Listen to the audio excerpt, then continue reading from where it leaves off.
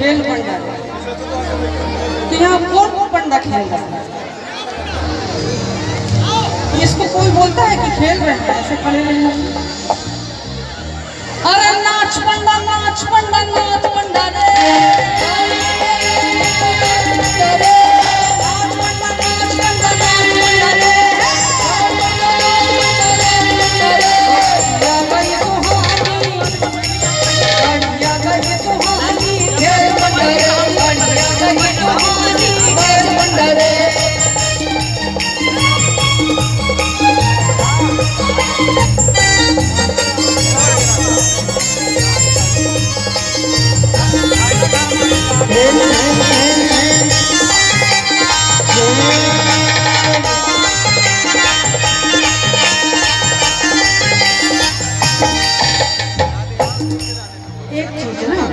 बच्चे लोग खड़े हो, खड़े हो, बच्चे लोग खड़े हो, मेरी आवाज सुनो, खड़े हो, खड़े हो, सब इतने से बच्चे लोग खड़े हो जाओ।